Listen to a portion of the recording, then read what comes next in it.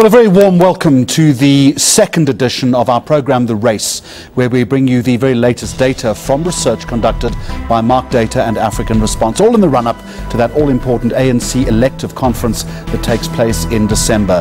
The program reflects views of those who voted for the ANC in 2014 and in the national election, also the local election in 2016.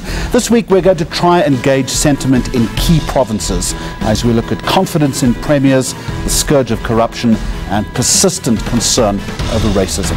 Once again, let's kick things off with resident commentator and economist Lumkile Mondi. Lumkile, welcome back to the program as we go into edition 2. Just before we get to the findings, remind us again how the survey was done. The survey, which is in two parts. The ones that we're sharing the results with is a focus group in 4 provinces: Gauteng, KZN, Mpumalanga, as well as the Eastern Cape. Specifically, through focus group, we choose those that voted ANC in 2016, as well in 2014 national election, to gauge an understanding as how they see the race towards the conference in 2016. Are these questions that are put to the focus group, or is it simply a conversation that is generated by a facilitator or moderator? It is the facilitator who generates that conversation, and people come out around that. The second part of our research will be a national survey that will go beyond these 4 provinces, and that we hope through that will get conclusive ideas whether the focus group and the national surveys do correlate, and whether it confirms what we've heard from the facilitated conversation in the focus groups. Explain to me then, once you've had these conversations, how those who are in the running to lead the ANC beyond 2017, how should they be digesting these views and the sentiments that are expressed? In other words, how important is all of this? This is very important if they're watching their show and are taking these results that are sharing seriously.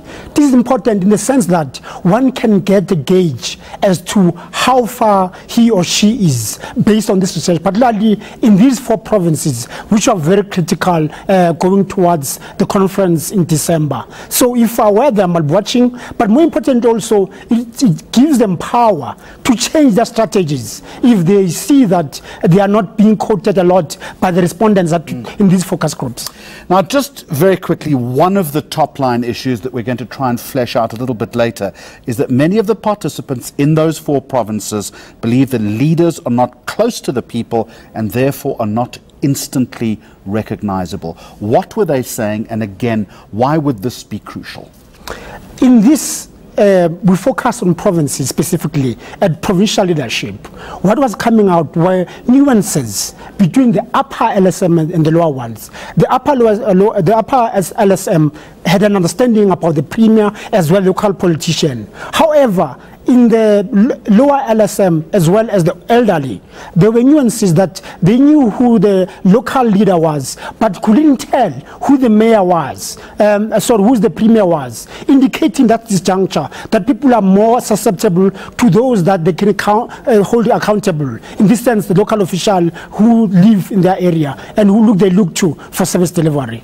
Okay, we're going to get an expert view on that finding. So when the race continues, why then is there a seeming disconnect between national leadership and the political reality on the ground? We'll explore that critical issue when the race continues.